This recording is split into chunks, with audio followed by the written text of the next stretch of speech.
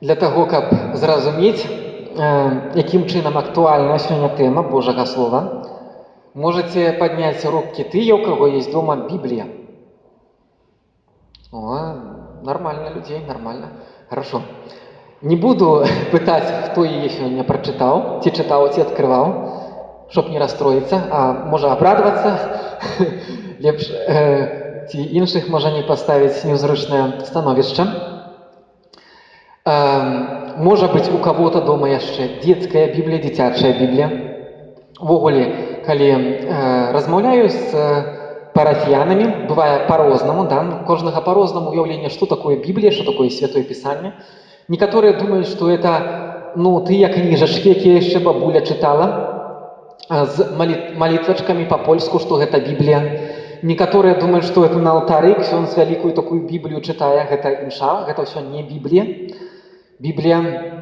Для некаторых Біблія яшчэ засталася як вот такая кніга казак. Вось у дзяцінстве на, можа, якіх-нибудь занятках рэлігіі ці на катэхезе чыталі сёстры Біблію, чыталі такую дзіцячую Біблію, як з такімі расказамі. Вось дома чыталі казкі, а на занятках чыталі Біблію, штосьці вось падобнае. Для некаторых гэта сталося як кніга з якімісьці дзіўнымі гісторыямі. Цяпер ужо дакладна час, калі Біблію трэба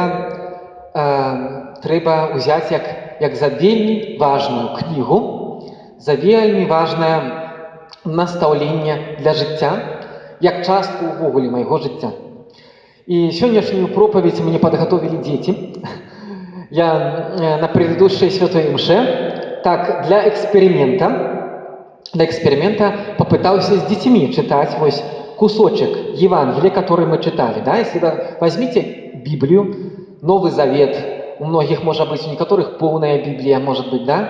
И начните читать, некоторые мне часто говорят: «Фу, я читаю, ничего там не понятно». Так тяжко зразуметь Библию, так тяжко там зразуметь, поэтому мы и не читаем ее. Положили, она дома есть, как святая книга, и больше ничего.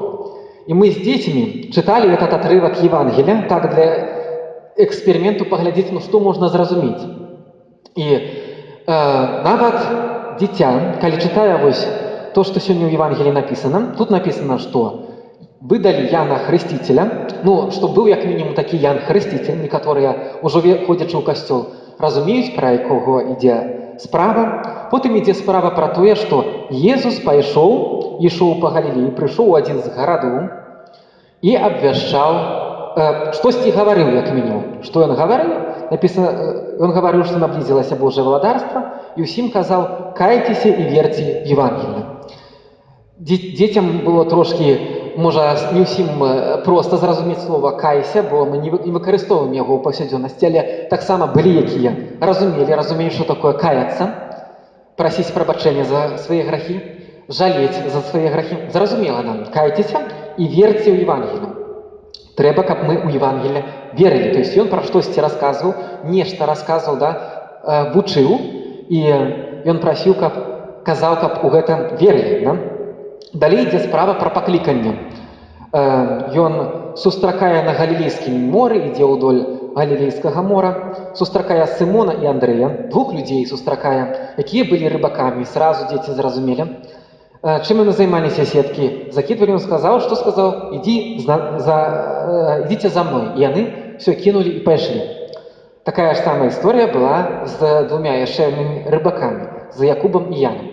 Увогуле, Евангелие, видите, мы прочитали кусочек Евангелия, і гэта такая звычайная гісторыя, у якой здавалася, нічога ж незразумелага асоба няма. Конечно, не абавязкова ўсё разумець адразу, але ўвогуле гэта зразумелая гісторыя.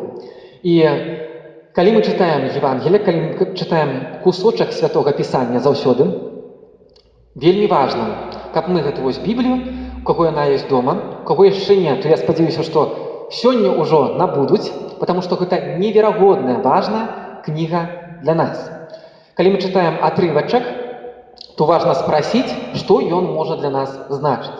І вось нават дзеці разумеюць, напрыклад, у гэтым выпадку, калі Бог кліча, калі ёсць якаясьці сітуацыя, то важна, каб ён быў важнейшы за ўсё, важна, каб мы пайшлі, напрыклад, памаліліся.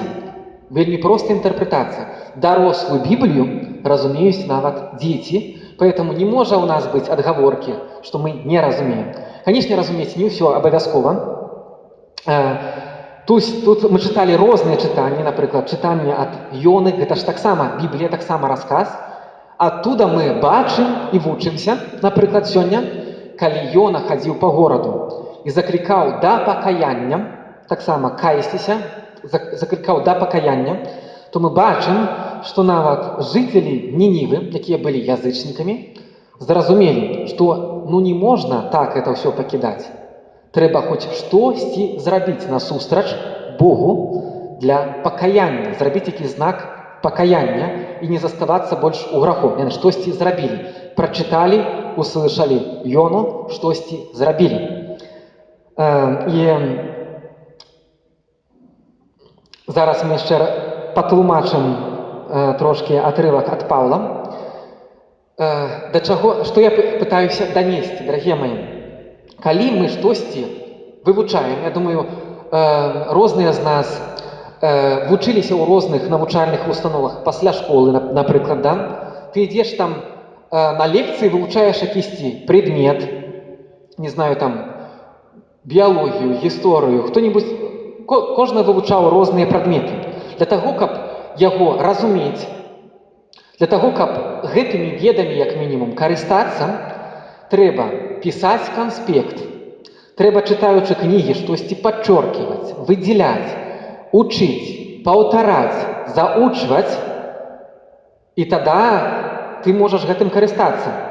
Каб навучыцца ездзіць па дарозе, трэба таксама вучыць гэтыя правілы дарожнага движення, пакуль яны ў цябе не стануць тым, што ты знаеш як ад зубоў, да? І тады ты можаш ездзіць па дарозе, да? Як мінімум без, можа быць, не так много будзе этих чрезвычайных ситуаций, да? Так і з Бібліяй, так і з Бібліяй, так і са святым пісаннем. Трэба, каб гэтая кніга, якая ёсць у вас, не проста ляжала, а яе трэба вывучаць. Што это значыць? Мы яе чытаем, мы выдзеляем там, што важнае, што мы перечитываем, мы вучым, мы паўтараем, мы заучваем, разбіраемся, разважаем, пока гэта не становіцца часткай нас. Езус заклікае сёння нас да пакаяння ў Евангеліі, да? І якім чынам адбываецца пакаянне, якім чынам адбываецца адкланенне ад грехов, да? Калі перамяняецца наше мышленне, нашыя погляды на адносіны, на розныя сферы нашага жыцця. А як гэта адбываецца? Калі вось тое, што ў святым пісанні становіцца тым, што нашае, это становіцца часткай нашага мышлення, мы яго завучваем, мы яго разумеем, мы яго паўтараем, для нас оно становіцца часткай нашага жыцця. І тада адбываецца пакаянне, тада нам ужо не хочацца рабіць пэўныя грахі. Тада мы зусім па-іншаму чуем іншых людзей, рэагіруем на розныя сітуацыі. Чым больш мы чытаем, чым больш мы паглыбляемся, чым больш мы вывучаем, тым больш это становіцца жыццём у нас, да? На автомате, можна сказаць. І тут такое, чаму нема часу, чаму не хочацца? Вось тут і адказвае нам святы Павел. Кажу вам, што заканчваецца час, каб і тыя, хто мае жонак, былі як тыя, хто не мае. Во, падумалі мужчыны, всё, может быть, зарплату домой не приносить, может быть, якое яшчэ паслабленне зрабіць. Хто мае жонак, хай будзе як не мае. Ну, не ўсё трэба даслоўна разумець, Можа быць, нашыя жыццёвыя паўсядзённыя прыярытэты превышаюць Божыя прыярытэты. Можа быць, бываюць у каго этапы ў жыцці сямейным, дзе адносіны ці самога чалавека мы можам ставіць вышэй за Бога. Па гэтаму кажа Павел, няхай будуць так, як бы іх не маюць. Хто плача, каб былі як тыя, хто не плача. у нас тоже бывает, что мы привязываемся до наших розных таких трудных ситуаций, тяжкостей. Некоторые любят пообижаться, любят погаровать. Вот як не гаруе, то день не прожитый, да? Любите еще раз это накрутить, да? Ну, есть такое у нас, да? И Павел говорит, чтоб мы так не жили. Ті, хто радується, хай буде як не радується, каб радости звычайнага жыцця тоже не из-за празмерных радостей мы так само не тратили приоритет Бога у нашем жыцці. Да? Хто купляе, хай будет ты як не набывае. Каб матэрыяльныя рэчы таксама не набылі ў нас такі вялікі прыярытэт. Я думаю, кожны з нас, хто будзе чытаць кусочек Святого Писания каждый день. Много читать не надо. Не надо прочитывать одразу несколько глав и потом закидывать. Важна регулярность. И коли многие из вас, спадзяюся, сегодня придут и откроют Святое Писание, откроют Библию, которая у вас лежит дома, Бог у гэты момент промовляет до вас. Откройте именно Евангелие. Начните по порядочку их читать. Откройте именно Евангелие. Начните по порядочку читать. Читайте только немножко, да? Невеликий отрывок. Одну главу, один столбик, не больше. И вы читаете этот отрывочек, разважаете и осознаете, у гэты момент Бог до вас промовляет. Мало того, что вы вывучаете разные справы, які датычацца жыцця Езуса, жыцця апостолаў, каштоўнасці хрысціянскія, больш у гэты момент Бог промаўляе конкретно до вас. И калі б мы сегодня прочитали вот гэты отрывок Писания, да? Поразважали на яго, может быть, некоторые моменты подкреслили, выделили для себя, завучили, повторили.